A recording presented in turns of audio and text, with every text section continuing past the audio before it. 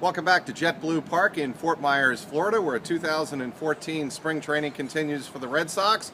I'm Mike Petraglia, joined again by Red Sox senior writer for WEEI.com, Alex Speier. Alex, the first full day of full squad workouts for these Red Sox, and some of the things that we should touch on, first of all, was the team address, the annual team address by Red Sox manager John Farrell in front of not only the players, but the ownership as well. John Henry and Tom Werner in attendance for that meeting. John Farrell told us in his press conference, his daily briefing, that it wasn't really about the last out that he wants guys to remember, the last out of the World Series, of course, from last year, but it was the process, how you got there, that he wants this team to remember. And I'd just like you to touch on what you think the players take from this annual meeting with John Farrell. Last year, the Red Sox won, as we know, in no small part because they had a remarkable focus on the day-to-day. This is a team that never lost more than 3 straight games, which is a feat that's extraordinary. I think it hadn't happened in Major League Baseball since maybe 2005. That takes a hell of a lot of preparation. It takes a hell of a lot of commitment to what you're doing, into the details of what you're doing. And so Ben Cherington Ben Cherington, who spoke later today, described it as a relentlessness to today.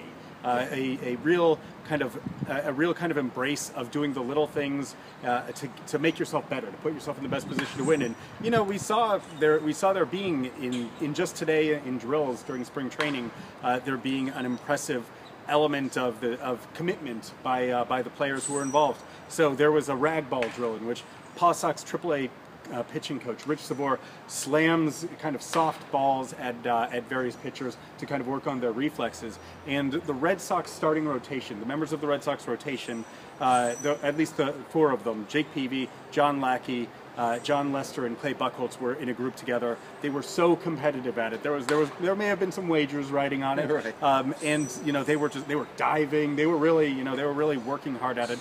That's kind of the intensity that the Red Sox love to see brought to the details of the game, that they believe permitted them to be so good last year, and that's the process they believe that needs to be followed if they want to be good again this year. Right after that annual team address by John Farrell, Tom Werner, the chairman of the Red Sox, also, of course, in charge of NESN, the broadcasting arm of the Red Sox, if you will, spoke to reporters. And one of the things that he mentioned, and he was poking fun at himself and the other owners, a year ago at this time, a lot of fans and media and other observers, experts, thought we took a stupid pill. Those were his words.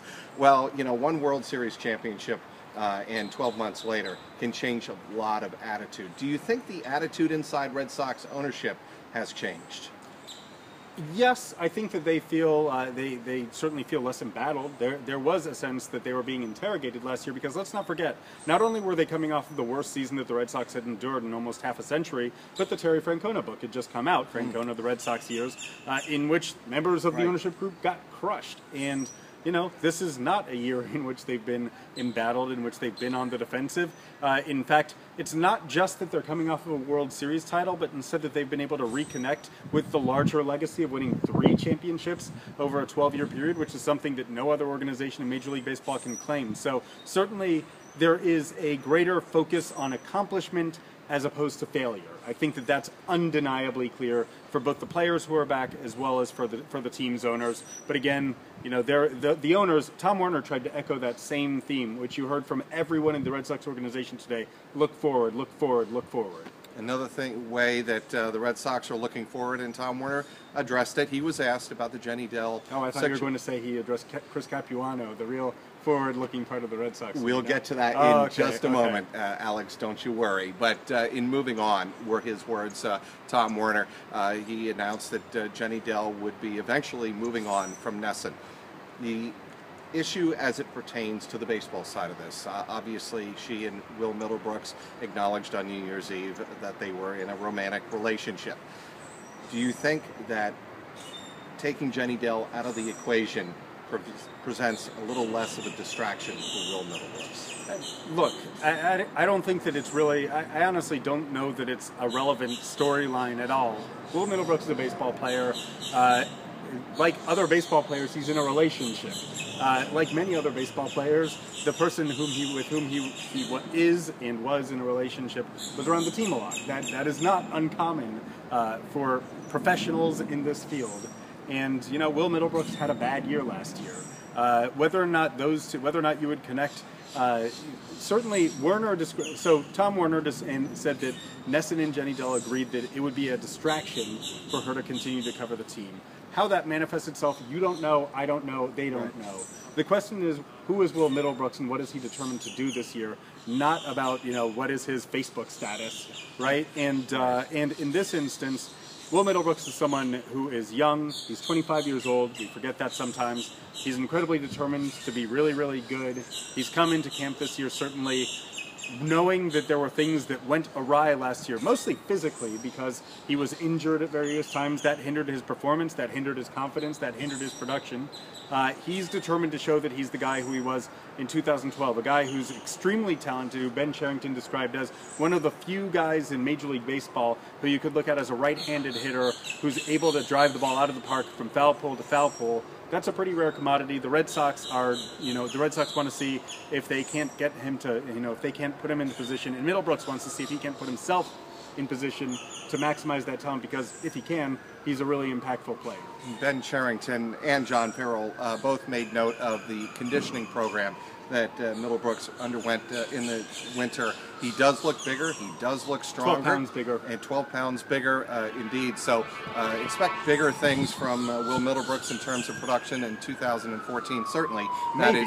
Probably. That is the Red Sox hope, though. That's their hope. But at the same time, we have to take a step back and say, this is what it is to be a prospect. This is what it is to be a 25-year-old. And you've had two very distinct Major League seasons.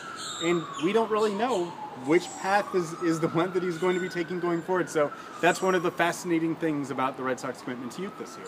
Let's move on to what Ben Cherington had to say. The general manager spoke at length, about 15, 16 minutes, about where the personnel stands at this point. A couple of newsy developments. First of all, the loss of Ryan Dempster, him announcing that he'd leave $13 million on the table, not play 2014, left the depth hole, if you will, in the starting rotation. Chris Capuano looks like he's going to be one of the guys that Ben Cherington is going to ask to help fill some of that depth. Right. Capuano has agreed to terms. It was reported first by the Springfield Republican and MassLive.com. Excellent reporters there, one of whom may or may not be part of the WEEI.com compound by Fort Myers Beach. Chris Capuano provides the Red Sox with something that they were missing in the absence of Dempster, chiefly veteran depth. He's a guy who is an experienced Major League starter. He has a track record. You more or less know.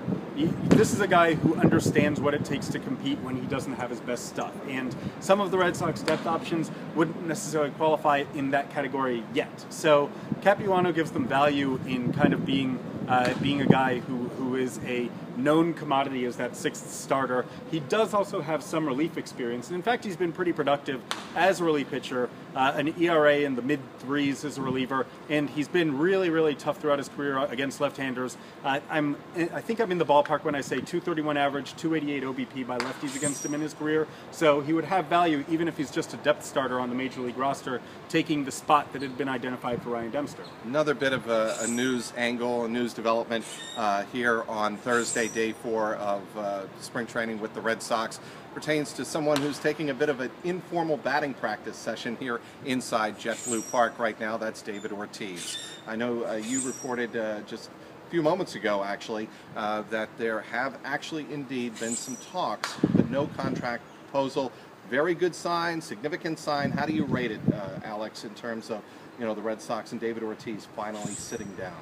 Well, finally sitting down. I mean, they've just arrived. Ortiz and his agent, Fern Cusa, have only been in Fort Myers for, a couple of days. So he got his legs under him, and then everyone said, let's all get together. So I don't think that there's been, I would say that this is a rather efficient, use of everyone's time that they've already gotten together. I believe that today represented merely the start of conversations, probably an exchange of ideas and more or less saying, look, we want to, everyone wants David Ortiz to spend the rest of his career in a Red Sox uniform, so this is where you kind of start discussing the framework of, well, what shape might that take? And beyond that, I don't really know the details except to say that there wasn't a formal contract proposal that was made today. He didn't leave with an offer in hand or anything. But nonetheless, the fact that there is dialogue at this stage represents the high regard that the Red Sox have for David Ortiz and the fact that everyone kind of wants to advance the process. And Friday will be a bit of a change in Red Sox plans. The annual charity golf outing here in southwestern Florida, here in Fort Myers. So the practice schedule will be adjusted accordingly on Friday. We'll be back with you with more details from not only the charity golf event, but also the practice and the workouts leading up to that on Friday. He's Alex Speier. I'm Mike Petraglia, WEEI.com.